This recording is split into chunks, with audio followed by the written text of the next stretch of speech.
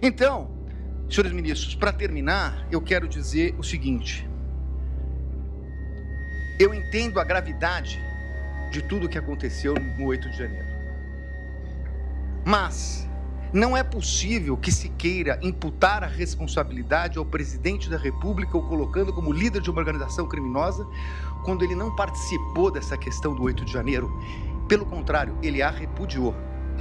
E mais do que isso, ministros, nesse tempo que não é possível discutir a questão aprofundada de provas, é importante dizer, senhor presidente, que enquanto a Polícia Federal fala possivelmente, enquanto a denúncia traz conjecturas, como a impressão do documento no Palácio, que teria tido conhecimento dele, o fato concreto é que o acusado de liderar uma organização criminosa para dar golpes socorreu o ministro da Defesa, nomeado pelo presidente Lula, porque o comando militar não o atendia. Foi o presidente que determinou a transição. Foi o presidente que determinou que eles atendessem o ministro da Defesa, que assumiu em 1º de janeiro.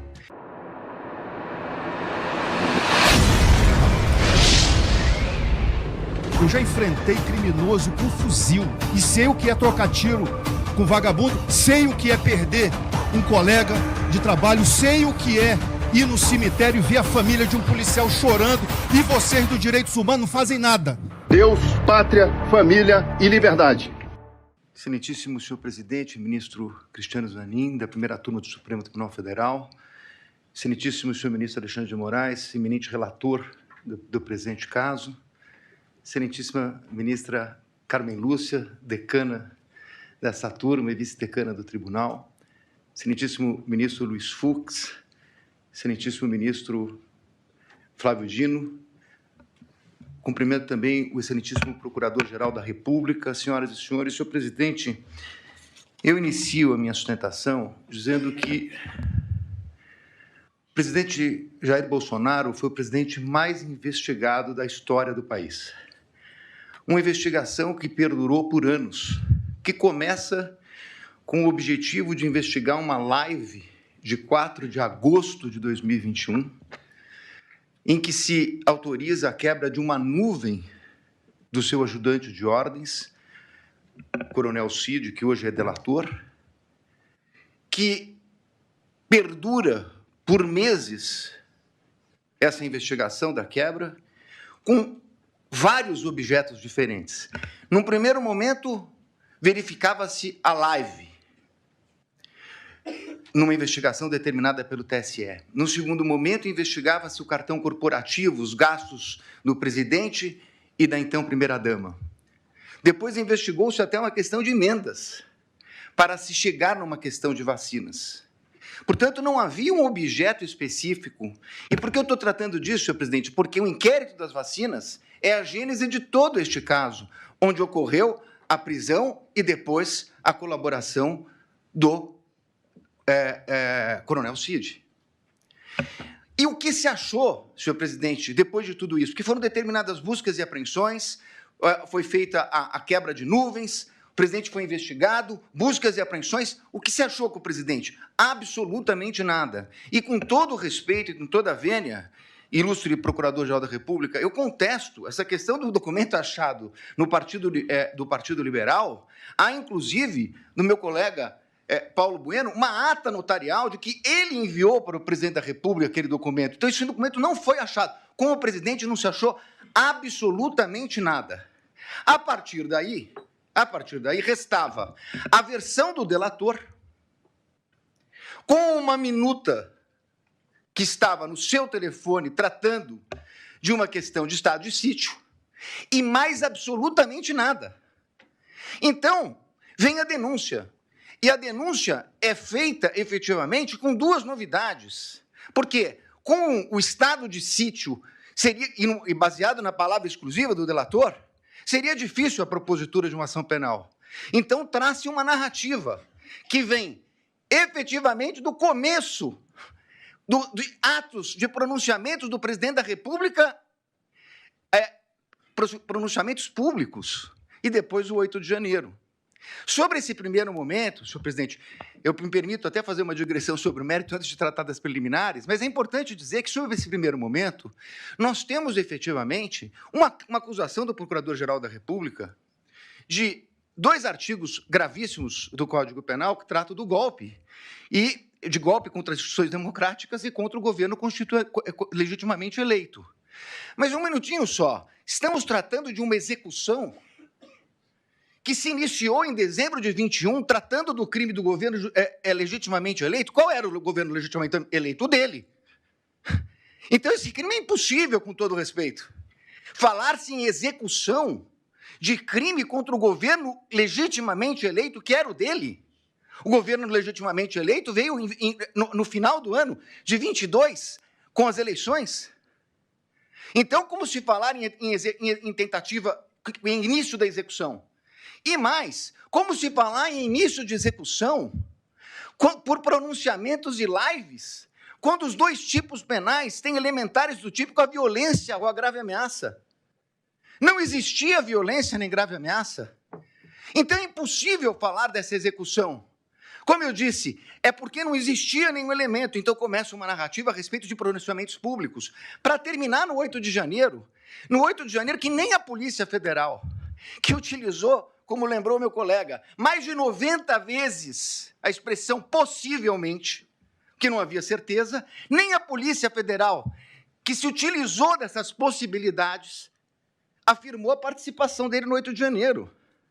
Não há um único elemento, nem da delação. Aí me criticam que eu digo que a delação não vale nada e estou dando... Óbvio, porque nem o delator que o acusou fez qualquer relação dele com o 8 de janeiro. Não há uma única evidência a esse respeito. Portanto, apresentou-se uma denúncia. Com essas 2 circunstâncias, e eu não tenho tempo, senhor presidente, tenho que falar rapidamente, mas essa denúncia, quando veio, o ilustre Procurador-Geral da República liberou 8 PETs no dia da apresentação da denúncia. Ele foi intimado, meu cliente, um dia depois. O segundo dia já era prazo. 8 petições, 45 mil documentos. Que até agora, senhor presidente, por Deus que está no céu, eu não sei dizer o que tem esses documentos relacionados com a ação penal. Essas 8 petições, eu não consegui verificar sequer relação, são 45 mil documentos. Na verdade, é um quebra-cabeça que foi, na verdade, exposto à defesa. E aí, na sequência, senhor presidente, eu queria tratar de uma preliminar que já meu colega que me antecedeu na tribuna fala da relevância do caso. Não é só a questão da relevância do caso, é a questão da competência. A minha questão principal é que o Supremo Tribunal Federal, na portaria do ministro Barroso, que encaminhou para as turmas das ações originárias, ele faz um destaque a respeito da questão do presidente da República. Então, o presidente da República, se crime houvesse contra o presidente da República, seria julgado pelo pleno do Supremo Tribunal Federal. Ora, se o Supremo Tribunal Federal entendeu agora, num julgamento que foi concluído recentemente, após a apresentação da denúncia, que a competência se prorroga e que os detentores de foro, ainda que deixem suas respectivas funções, passem a ocupar, saiam da prerrogativa de foro, e o delito será julgado pelo Supremo, prorrogando a competência que detivera aqui no momento que ocupava o cargo. Qual era a competência? Era do pleno, porque ele era presidente da República, e chegou a ser investigado como presidente da República. Muito bem. Mas, com base nisso, senhor presidente, o que nós temos nessa denúncia? A prova da defesa, substancialmente, é uma prova negativa. É uma prova negativa. Não fez, não participou, não aderiu, não autorizou. É uma prova negativa. Então, seria muito importante, e eu reconheço, ministro Alexandre de Moraes, Vossa Excelência despachou comigo no Salão Branco, e é verdade o que Vossa Excelência coloca, que todos os elementos da denúncia, citados na denúncia e no relatório da Polícia Federal, estão nos autos. A conversa de Mauro Cid, citada na denúncia, está realmente nos autos. Nós tivemos acesso quando é escrito por escrito, quando é por áudio, por áudio. O que não está na denúncia é a completude da mídia. como disse o meu colega que me antecedeu. Então, senhores ministros, a pergunta é o seguinte: se eu não tenho a mídia completa, nesse momento de preliminares, não seria o caso de a defesa poder suscitar, se fosse o caso, a cadeia de custódia da prova? Mas eu não tenho a completude, eu não tenho os telefones, eu não tenho as mídias. Há uma discussão muito grande a respeito desse plano punhal verde e amarelo. Há uma reunião. Seria absolutamente imprescindível verificar as demais mensagens que foram passadas naquele dia. As outras mensagens que foram passadas pelo WhatsApp. Os outros documentos que estão na mídia. É essa a reclamação da defesa. O que nós temos, e temos tudo que a denúncia citou e tudo que o relatório da Polícia Federal citou, mas esse é o recorte da acusação. Com todo respeito, a defesa tem direito a fazer o seu próprio recorte. E isso poderia impactar. Eu sei, ministro Flávio Dino, Vossa Excelência já falou aqui em outras sessões de julgamento que eu assisti, que falou hoje, nós não vamos fazer Vossas Excelências não farão um julgamento aprofundado da denúncia. É óbvio, nós estamos falando aqui de um standard mínimo, de uma verificação de possibilidade do recebimento da prova. Mas é evidente que se houvesse uma mensagem comprovando que não há nenhuma relação com o punhal verde e amarelo, teria muita importância para esse momento. Porque nós estamos falando de um recebimento de uma denúncia gravíssima, por fatos gravíssimos, que o presidente da República não tem nenhuma relação com o punhal verde e amarelo, Operação Luneta, com Copa 22 e assim por diante. Então, a verificação das trocas de mensagem, a partir do momento que Correios dizem que falaram com o Comando Militar, que pediram audiência no Planalto, na Alvorada, que tiveram lá, o que disseram? Isso não consta. É essa a importância de verificar toda a questão. Me encaminhando para o final, senhor presidente, eu gostaria de tratar a questão da delação premiada. E aqui eu queria tratar de duas questões, porque inclusive estão sendo confundidas. Aliás, tudo que fala a defesa na imprensa sai de uma forma um pouco distorcida. O que foi questionado pela defesa, ministro Zanin, é o fato de que o delator rompeu com o acordo quando vazou a delação. E saiu na revista Veja. Diz ele que foi um desabafo. É estranha essa expressão, desabafo, porque no desabafo ele diz que não tinha voluntariedade. Isso não é um desabafo. Na versão dele atual, isso teria sido uma mentira. Mas vai lá. Falou com o primo, com o irmão, com o cunhado. Senhor presidente, a lei não autoriza o delator, o contrato de colaboração, não autoriza o delator a falar nem com o irmão, nem com o cunhado, nem com a mãe. Não autoriza. Ele, inclusive, estava proibido até de ter contato com o pai, salvo engano meu, a partir de um determinado momento, que era investigado. Se ele falou com o cunhado, e se isso foi vazado, essa é uma responsabilidade dele. Dir-se-á, mas essa é uma questão formal. É verdade, uma questão formal. Só que mais adiante vem uma questão de que a Polícia Federal diz que ele mentiu, omitiu e se contradisse. E aí, senhores ministros, essa é a minha maior crítica, a questão da delação. Por quê? O Supremo Tribunal Federal, num voto de grande detalhamento do ministro Dias Toffoli, diz o seguinte: delação é um meio de prova. O delator conta uma história, as autoridades buscarão as provas de corroboração, e só assim ela poderá ser utilizada. O que aconteceu nesse caso? Ele falou, segundo a Polícia Federal, ele mentiu, omitiu e se contradisse. E então, há uma audiência para que ele tivesse oportunidade de se corrigir. Mas aí, com todo respeito, há uma inversão. Porque, na verdade, não é o Estado que foi buscar as palavras de corroboração dele. O Estado vai buscar as provas de corroboração do que ele disse. É o contrário. O Estado trouxe indícios e ele se adequa aos indícios trazidos pelo Estado. É completamente o inverso. Com todo respeito, ministro, é o inverso. O delator tem que falar e o Estado tem que trazer as provas para condenar alguém. O que aconteceu aqui é que ele falou, mentiu, e o Estado tinha indícios, e aí ele se adequa ao Estado. E aí, com todo respeito, vem a denúncia do seguinte, inclusive, o colaborador, nessa versão do colaborador, foi corroborada pela Polícia Federal. Não, desculpe, ele não foi corroborado pela Polícia Federal. É o colaborador que corroborou a versão da Polícia Federal. É exatamente o inverso disso. e numa audiência que se traduziu numa coleta de provas. E essa é a insurgência da defesa. Porque, nesse momento, essa coleta só poderia ser feita, com todo respeito, pelo procurador, pela polícia, e não pelo Poder Judiciário.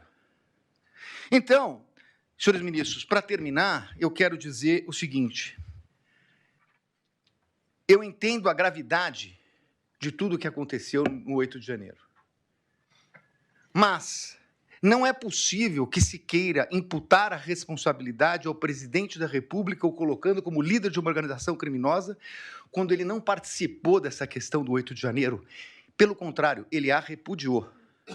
E mais do que isso, ministros, nesse tempo que não é possível discutir a questão aprofundada de provas, é importante dizer, senhor presidente, que enquanto a Polícia Federal fala possivelmente, enquanto a denúncia traz conjecturas, como a impressão de um documento no Palácio que teria tido conhecimento dele, o fato concreto é que o acusado de liderar uma organização criminosa para dar golpes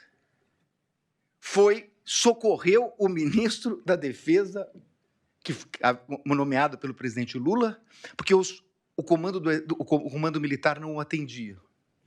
Foi o presidente que determinou a transição. Foi o presidente que determinou que eles atendessem o ministro da Defesa que assumiu em 1º de janeiro. Portanto, encerrando, ministro, não é possível que se queira dizer que é compatível com uma tentativa de golpe, com o uso do comando militar, quando o presidente da República autoriza a transmissão do poderio limitar no começo de dezembro. No começo de dezembro, antes da data do dia 15, antes da data do dia 11. E, portanto, senhores ministros, eu ratifico as nulidades que foram colocadas na minha peça, apreciada por Vossa Excelência, e peço a rejeição da denúncia e agradeço pela atenção. Muito obrigado, senhor presidente.